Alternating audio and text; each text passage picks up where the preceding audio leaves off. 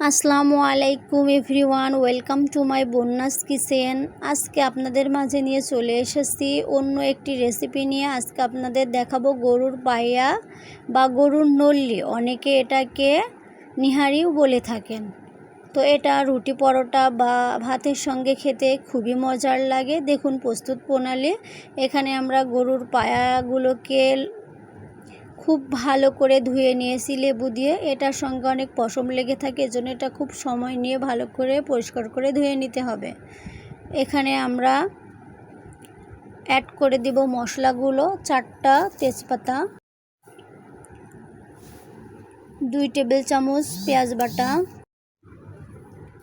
2 table চামচের বেশি রসুন বাটা, 1.5 টেবিল চামচ জিরা বাটা, 1.5 টেবিল চামচ আদা বাটা,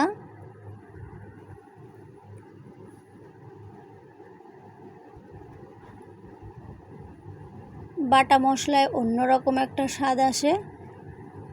এখানে 8-10টি এলাচ ও দারুচিনি। আপনারাও চেষ্টা করবেন বাটা মশলা দিয়ে রান্না করতে। 3 টেবিল চামচের বেশি শুকনো ঝালের গুঁড়া।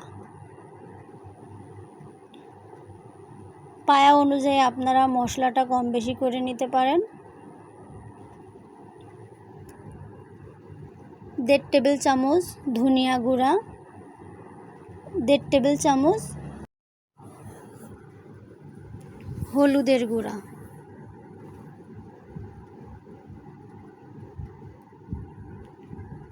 2 টেবিল চামচ পরিমাণ লবণ। অনেকগুলো পায়া বলে আমরা হাঁড়িতে নিয়েছি, নাড়তে সুবিধা হবে বলে। পরিমাণ মতো তেল, কয়েকটা লবঙ্গ এবং হাফ কাপ পরিমাণ পেঁয়াজ কুচি দিয়ে খুব ভালো করে মাখিয়ে আমরা চুলাতে বসিয়ে দেব। আজকে আমরা রান্না করব মাটির চুলাতে।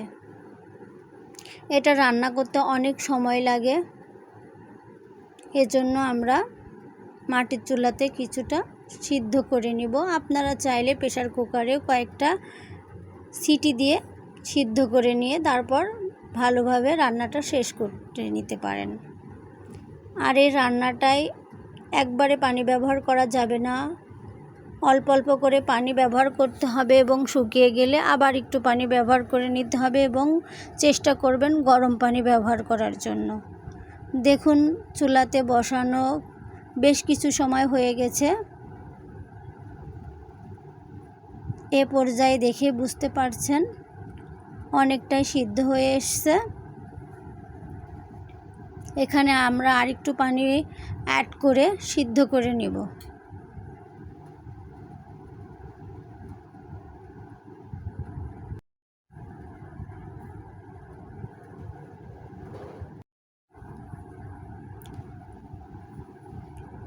অনেকটাই শুকিয়ে এসেছে বা কমে গেছে। এখন আমরা বড় পাতিল থেকে নামিয়ে ছোট পাতিলে ঢেলে নিয়েছি দেখার সুবিধার জন্য। দেখুন কালারটা কত সুন্দর এসেছে। 80% সেদ্ধ হয়ে গেছে, বাকিটুকু আমরা আরেকটু জাল করে সিদ্ধ করে নিব।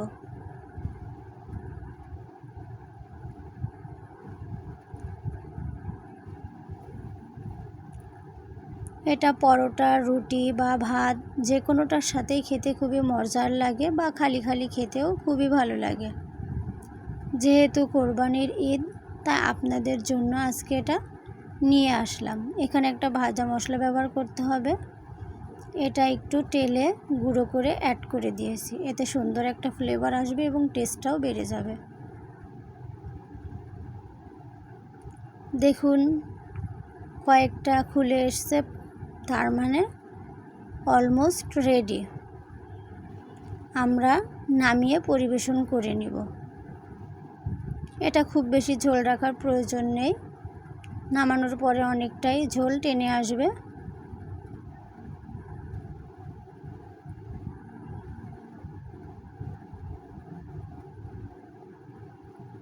আমার ভিডিওটি ভালো লাগলে অবশ্যই আমার চ্যানেলটি সাবস্ক্রাইব করে বেল বাটনটি অন করে রাখবেন।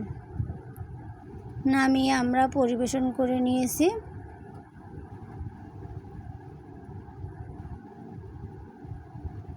আপনারাও একবার বাসায় ট্রাই করে দেখবেন, আশা করি ভালো লাগবে।